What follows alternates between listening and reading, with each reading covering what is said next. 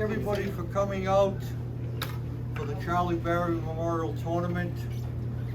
First thing we're going to do is going to give away the prizes for the people that won, then we're going to have a little something for Charley. Adam, you came in last, you almost won. Who's laughing over there? Team for the men at 16 under. Dan Paul, Jimmy Berg, Pat Clay, and Kelly Wise. They get $25 apiece. Did you screw up those two parts? I don't either. I know what happened. Winning team for the women. Shot 79. Penny Heaton. Jane Pickett, Donna Lipple, and Kid.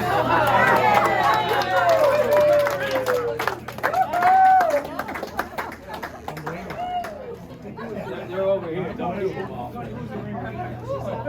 winning team for the mixed couples. Jim Williams, Linda Williams, Joe Melton, Franny Bloom. Let me check that. I can't get through. All right, I got it. Congratulations. All right, closest to the pins, $10 a piece. Hole number 11, Keith Sames, 2 feet 4 inches. 2 feet 4 inches. Not bad. Where is Josie McGann, 29 feet. 10% come up here and get your money. Thanks, bud. Hey, Ben. Good. How about you? Likewise. Is that for Josie? People coming up over here. That's for Josie. Is that for Josie? Hole number 15. Whoa, for the women, Linda Williams. Oh, lucky to the gift. Brandon, get that for your bro. Bill's not here, no spending for. Hole number 8 for the men, 40, 3 feet 8 inches. Bunch right here, I made out again. And for the women, Colleen Schomark, 21 feet 1 inch.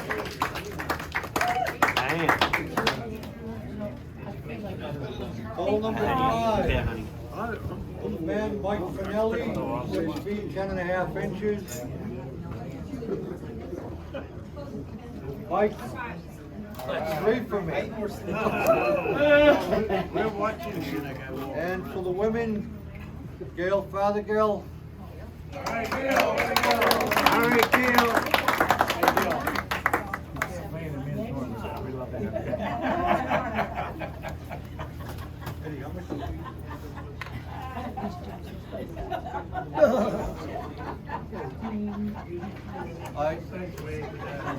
General information based on this. Quiet. We raised over $16,000. $1,600 for a charity of the choice. Charley's family wants it to go to the Towers to Tunnels charity in New York.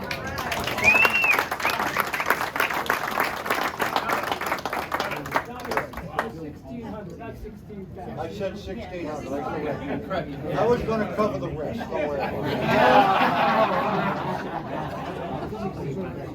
We're going to ask a few people to say a few words about Charley. As I told the family originally, we put out a notice that said anybody that knew and liked Charley could come up and speak. That's a small group. Then we had to narrow it down to anybody that knew Charley. Then we had to narrow it down to anybody that admitted to knowing Charley. Yeah, baby. Yeah, baby. Yeah, the car once. It was one of the first when I moved here and I decided to run for the board. The first thing Charley said to me was, "If I vote for you, will you vote for an expansion on the building?"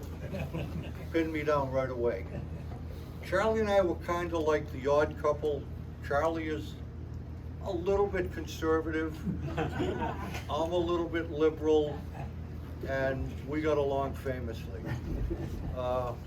You have a lot of people that are your friends. You only have one person that's your best friend, and that was Charlie. When I was the president of the board, Charlie was my devil's advocate, somebody that I could go to looking for opinions on things. Usually he was spot on. Charlie was always there. He was there for the community. He was there for his friends. He was there for his family.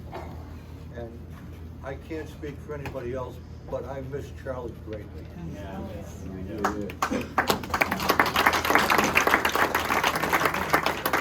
As I told Donna and Charlie, you know, we still golf on Sundays, and it's been over almost a year, and I keep thinking, all right, I'll get Steve, I'll get this guy, I'll call Charlie. Oh, shit. And you know, I love the guy dearly. I think Tony Lipper is here. Is Tony around? Right here. Tony had a couple of words. A hard act to follow. Everyone in here has a Charlie story. We all know that. And yeah, baby is something that has stuck with us.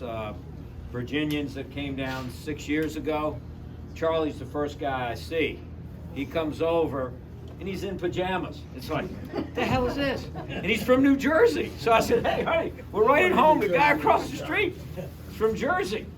And he goes on and tells me about Don, the captain, that they're so close and everything else. But everyone that knows Charlie, and again, family, means so much to all of us. And I'm going to miss him coming over in the pajamas. Not really. But anyway, and then of course I see the Heatons and everyone in here that I've had the great opportunity to meet. But like I said, there's only one Charlie. And he loved his family. He loved all of us. And I'm not going to get into the left or right, even though as a sheriff, you guys know I'm in that political arena. So let's just leave that where it is. God bless you all again for the support, and to the family. We love you.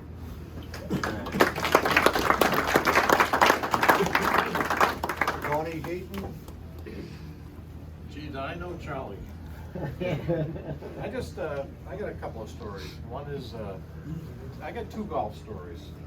First time I played golf with Charlie, we were playing at the Pearl, and he teed off at a par 4, put his ball in the woods. And I never saw her again until we got to the green. Just whack, whack, whack all the way. He was just persistent. And another time where, and I forget the course, but he was in a bunker. And he must have tried to hit it out of that bunker 10 or 12 times. And most of us, after about 3 or 4, was the old hand wedge.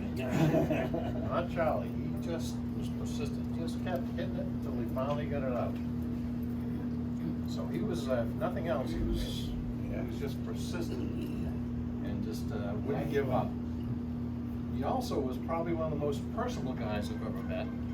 You know, I was on the grounds and facilities committee, and he was, I think, was the chairman at the time, and Charlie was on it. And I'd go out doing stormwater stuff, looking at stormwater issues. And I'd look back at Charlie's, every time we'd stop at a house, he'd be talking to the people. I couldn't get him to do anything. He was always talking to somebody. And, you know, he could take anybody's side. He loved to argue with you. It didn't matter. So he was just a lot of fun. I miss him dearly. You know, we used to get together all the time. We had our ins and outs. Sometimes we wouldn't talk for a week. You know, we didn't see eye to eye all the time, but we always kissed and made up. Great guy, and I'm sure he's. I think the last thing is, you know, I used to tell him things like, "Hey, I think 50% of the world is doing this." He'd say, "No, he didn't. No, Google says it's 43.5%." So I'm sure he's up there now saying, you know, one of these days, when you get up here, I'm going to correct you. All those things you said, it's just not exactly right. But anyway, cheers. For A Charlie. lot of great times at Charlie. Billy, you didn't say anything? Sure. Everybody's been with Charlie where he's played through the woods from the tee to green. What he didn't mention is that when he got out of the woods, he had like 15 balls that found going through the woods. I've never seen a guy come out. He came out every time I played with him. He came out with more balls than he went in. Before we talk about Charley, though, we have to talk about today's round of golf. Kevin owes the pot $300 for the mulligans he took today. I think he took 3 in a row at one point. $10 for a mulligan is a great idea, but I think we should have next year like $15 for a foot wedge, maybe $20 for a ball in the pocket. And oh, there's my ball. I found it. It's right here in the fairway. Kids normally say the greatest things, right? So you guys are all out there in your carts. We're all ready to go out. Charley's grandson, Colin, is up on the deck, and he looks out and he goes, wow, are all these people going out to play golf friends with my grandpa? And I mean, it's a testament to Chaz that he had those kind of friends and people that, and there's Charley crying, I can't believe you're crying. It's a testament to Chaz that everywhere he went, he had those kind of friends. I think when Colin said, all those guys friends of my grandpa, his mom said, yeah, sure, of course they are. He said, yeah, baby. He was all excited. And I was, not that I was surprised, but, Chaz lived by me for, 50 years, right? We were friends, we were buddies. He moves down here, and in almost no time, it's like he had best friends down here. It was amazing the way he could go places and just, especially when he argued with everybody. He argued with them all the time. He would argue with me about something one day, he'd come by the next day, and he'd argue the other side. And he won both times. That's not how we always did it, but no. I echo what these guys say. We were big Islander fans. Clark Gillies dies, right? And I say to myself, holy shit, I gotta call Chaz. And that's always the first thought that goes through my mind. And he's gone. I know he was with us today with this weather. I mean, I couldn't believe how nice it was today. So again, I appreciate how much you guys meant to him, and it was really great of you guys to put this together. Thank you.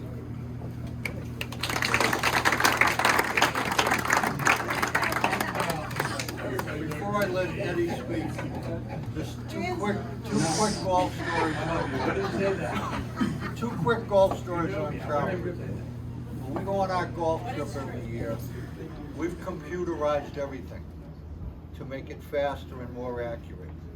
Invariably, Charley in his head kept finding all the mistakes we made. This was off by 1, this was off by 3. 2 years ago, finally, thank you God, Charley came up with some numbers. We said, you screwed up. And he refused to believe it.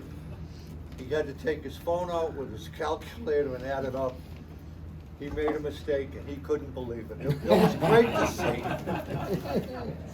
The other thing that we're going to mention is last year and this year again, we're going on our golf trip in June. And the first card that goes out every day has the players' names on it. Carl Rupin, Ed Proctor, me, and whoever. Charley has his own placard on card number 1 every year. Right. Ready? Right. Two brief Charley stories. When I first moved down here, I played golf pretty much by myself before joining the Friday group. And the first time soon after I joined the group, I was playing with Charley one day. And we're over here on 18, and we both hit fairly decent drives. And Charley hits his next shot into the water. He drops again, hits his next shot into the water. He drops again, and it's his third shot into the water. Turns around with the biggest smile and a hearty laugh, and really told me, this is what golf is about. We're out here to have a good time and not aggravate. Charley knew how to have a good time. The first annual meeting I went to, Charley wouldn't let me out the door until I signed up for a committee. And surprisingly enough, I signed up for his committee, grounds and facilities. We had a lot of fun doing a lot of the projects around here, but one of the things that I always remember, we occasionally would go from door to door to remind residents that something was going to be done the next day and how it was going to affect them. So we get out and, you know, Charlie says, I'll take the right side, you take the left side. So off we go, knocking on doors, talking to those home, leaving messages to those that weren't there, house after house after house. Get to the end of the block, turn around, and Charlie's at the second house talking with the owner. Charlie could socialize with anybody. He could talk about everything, and he's a sweet man from beginning to end. And I truly miss him. He's a good friend. Thank you.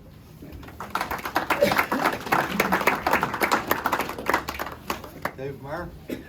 Yeah, I remember Charlie because I used to take his bag out of his car and load it onto a cart. But it was after the round when I used to drive up to the barn and bring Charlie back down to his car or to the front door here. And I used to always ask him, how was your round today? How did you play today? And there was one time he said to me, he says, you're from Scotland, right? I said, yes. He says, you know, if I wanted to play out at bunkers, I'd go to effing Scotland. Yeah. Very good. Anyone else? I just want to thank Eddie Proctor, who helped organize this, collect all the money, do all the work. Eddie did a great job on getting this set up. And again, we want to thank everybody for coming out here in remembrance of Charlie. You know, words can't do it enough. It brings tears to my eyes when I think of Charlie.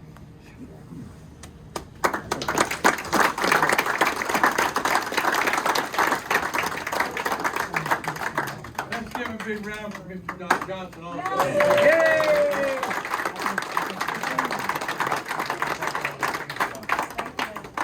Anybody else have any stories they want to put out on Charlie? Not that anybody can listen to. Well, Donna, if you need anything,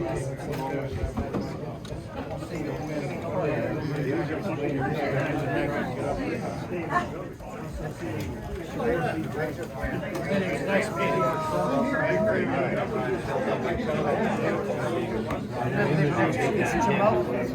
you.